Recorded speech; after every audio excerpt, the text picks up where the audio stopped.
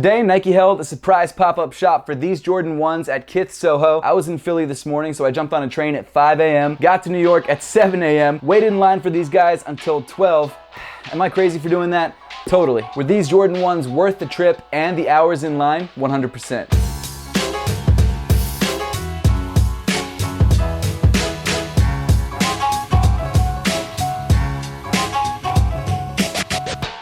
What's up everybody, I'm Seth Fowler, and today I've got a super early review of the Nigel Sylvester Air Jordan 1 collaboration that officially drops on September 1st. Like I said, I was at the New York Nike pop-up, and I was lucky enough to be able to get a pretty low number in the live raffle, so I was actually able to get my true size. The line was nuts, and it lasted forever, but I got a chance to buy the shoes and actually meet and talk to Nigel Sylvester, so that was definitely worth the experience. And this is what went down.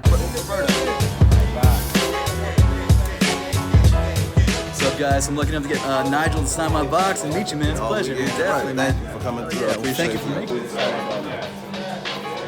Needless to say, I'm hyped. Not only because I have a pair 2 weeks early, but also the fact that Nigel was kind enough to actually sign a box for me. Huge shout out to you, Nigel. I really appreciate it. This is definitely one of those sneakers that's never gonna leave my collection because it's got a great story behind it. I got to meet the actual designer of the shoe, which is pretty incredible. And like, let's be honest, the shoe is actually pretty dope. Really quick, as I like to do sometimes, before we get into the shoes themselves, let's take a look at the box. This box has similar logo placement to your regular Air Jordan 1 boxes. However, there are some differences, most obviously that the box is mainly cream rather than all black. Not only that, but this time around, instead of your regular lid, you've actually got a hinge top. Some other notable things about the box is the Jordan Biking Co. established 2017 printed on the back of the box. You've also got this white metal accent on the front. And then the size tag is pretty standard. You've got an Air Jordan 1 High OG NRG in sail white varsity red. And then because it's an NRG, the price is a little bit higher than usual. This time around, the shoe is going for 180 bucks. Oh, yeah, and I forgot the signature. I didn't forget. I think I've made you all wait long enough, so without further ado, here it is, the Nigel Sylvester Air Jordan 1.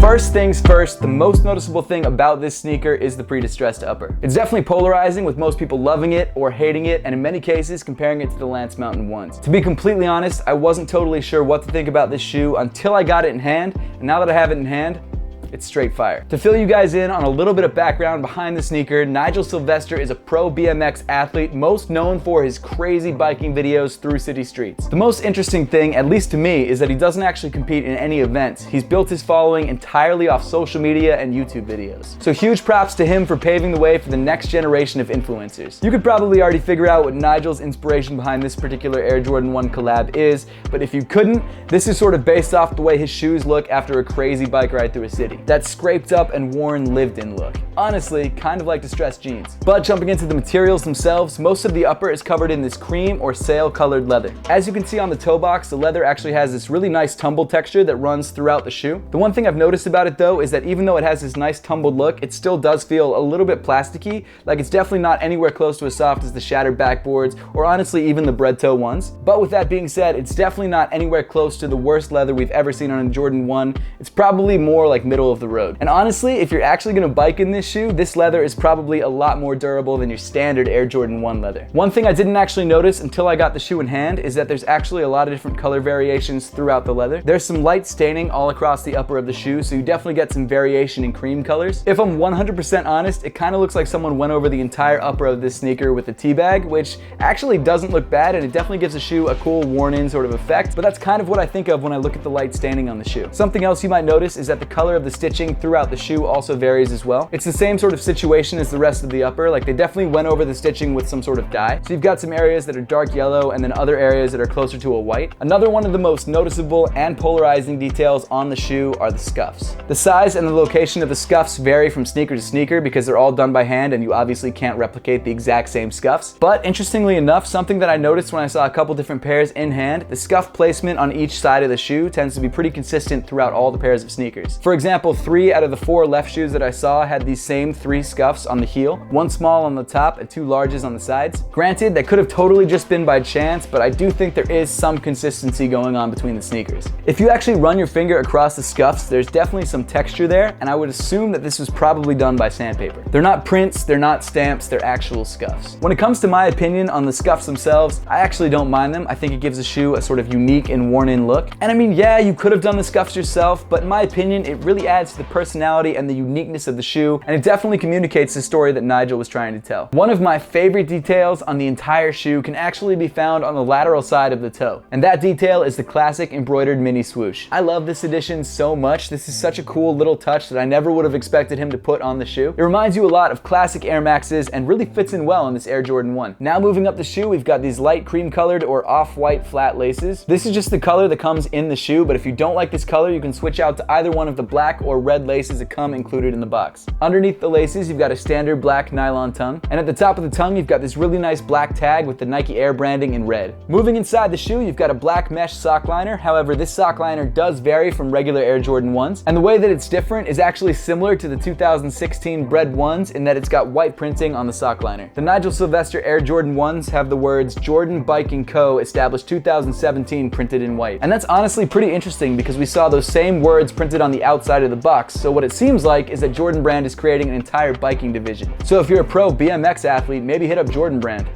The insole of the shoe is pretty standard and comes in black with Nike Air written in red on the heel. As for fit, the Air Jordan 1 Nigel Sylvester fits just like any other Air Jordan 1, which for me is true to size. For you, it might be something different, so if you don't own any pairs of Jordan 1s, I definitely suggest going down to your local sneaker store and trying a pair on before you pay resale for this pair. Continuing back on the shoe, on the lateral side, you get to a pretty interesting Nike swoosh. The outer facing Nike swoosh is actually not a separate piece of leather, but just printed on in white, and it's printed on in a very gloss white that almost looks reflective. Not only that, but outside the swoosh, you've got these really thin silver lines that are sort of offset from the regular Nike swoosh. It actually kind of gives the swoosh some visual movement, which I think is really cool. And as you could probably already tell on the outer swoosh, because there isn't a separate piece of material, instead you've got this dot pattern that indicates where the stitching would be if the Nike swoosh was stitched in. Just above that, you've got your debossed Wings logo, this time around in white. And like the Nike swoosh below it, this Wings logo also has these misplaced silver outlines around it. On the medial side of the shoe, things do change up slightly. On this side, you do have a more standard Nike swoosh in that it's a separate piece of material that's stitched on, but unlike your standard Nike swooshes, this one comes entirely in 3M. Another detail that's great for biking, you know, if you're biking at night and a car comes up behind you, the headlights will reflect off of the swoosh. But let's be honest, like 95% of the people who actually get this shoe will definitely not be biking in it. Moving around to the back of the sneaker, you've got more of those sail colored distressed leather panels. Moving down the shoe, you get to your standard Air Jordan 1 midsole, this time in sort of an aged yellow. It actually also has some slight variation in color, which really makes me think that they actually went over the shoe with the tea bag or the dye or whatever it was actually after the shoe was constructed, which really isn't what I would have expected, but now that I'm looking at it, it makes sense because the stitching changes in color as well, and you're not gonna like dye the stitching before it's actually on the shoe. And the yellow parts of the stitching sort of match up with the discolored parts of the leather. I'm like 99% sure they distressed the shoe after they put it together, which makes me think,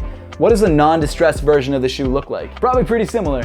Actually, I wonder if they did actually go over this with a tea bag. It'd be kind of funny. Or shit, maybe they actually had someone bike in the shoe for a couple hours. I don't know. And finally, moving to the bottom of the sneaker, you get to this really interesting red and white marbled outsole. I don't know if it's actually marbled or just stained, but it looks like the white is actually mixed in with the red before they finished this outsole, so maybe they did marble it, but there are some parts that make me think they just kind of painted it on. I don't know. I'm interested to see if the white actually comes off when you wear the shoe. Finishing off the review, I think the first thing that needs to be said is that Nigel deserves huge props for actually collaborating with Jordan Brand as an influencer, and not only that, but also creating such an interesting concept that has so many people talking. And at the end of the day, even if you don't like the way this sneaker looks, the story that it tells is pretty cool. Like I said at the beginning of the video, because of the experience that I had actually picking up the shoe, I'm never gonna let this shoe leave my collection. The fact that there's actually a personal story, at least for me, with this sneaker makes me like it even more. If you're trying to grab the Air Jordan 1 High OG NRG Nigel Sylvester, it drops on September 1st for 180 bucks. But that pretty much wraps up the video for today. Thank you so much for watching. I'd love to know your thoughts on the Nigel Sylvester Air Jordan 1 and whether you're planning to go for a pair for yourself on September 1st, so make sure to leave those comments in the comment section down below. And once again, thank you so much for watching. Please give this video a thumbs up if you liked it, subscribe down below if you haven't yet, and I'll see you all in the next one.